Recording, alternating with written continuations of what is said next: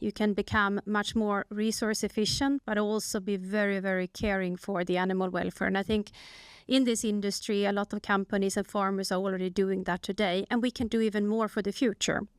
So for example, I can give some concrete examples on actually what you can do with technology. So for example, with our control systems, which we have advanced control system, one of our customers said, I mean, you keep our chickens alive, and you actually, with the right climate, if you optimize that in the right way, and with the right water consumption, with the right feed consumption, you actually can keep the animals alive. They can die after 15 minutes with the right climate. So it's highly important for farmers to actually get climate optimization inside the farm. But there is much more to be done with AI and be done with technology. I think Claes also mentioned in the other panel the importance of capturing data, which we do from all the part of the supply chain, using sensors in every part where you actually need the data to be captured. And then with that sensor and with AI, you can have powerful analytics, and then you can predict to actually know when you need to pick up the animals from the farm, or how to optimize the transportation, or how to handle the logistics in a better way. Everything to become even more efficient, but also taking care of the climate and the animal welfare at the same time. To start? Yeah, sure, and great to see you. The food system is, about a third of all greenhouse gas emissions. So it's a huge component of the challenge that we need to reduce emissions really rapidly. But it's not just the scale of it.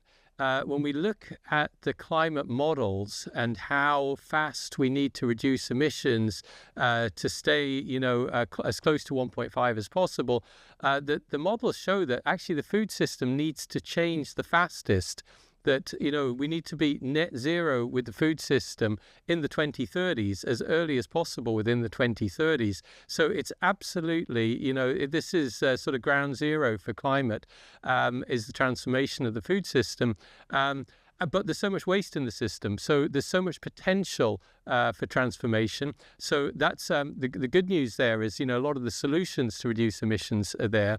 But the bad news is that it's just it's slow to change. There's a lot of inertia in the system. So we need to find ways of speeding up the transformation in the food system. It's lagging behind, the energy system, which is rolling out, solar and wind very rapidly. We're not seeing those sorts of transformations yet in the food system. So we need to see that as soon as possible. From the side of the producers, we've seen every day that the farmers are ready to do this. We work with this. The people is already making this, and they are ready for the transition. They are the first one to feel in their own properties and their own lives the climate impacts.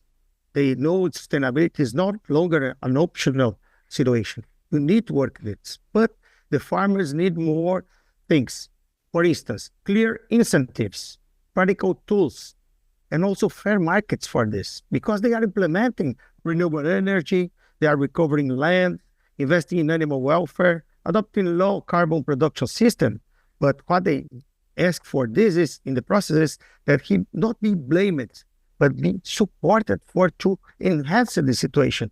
And the AI and all the technologies can help us to produce more with less. And this is what we are doing here in Brazil.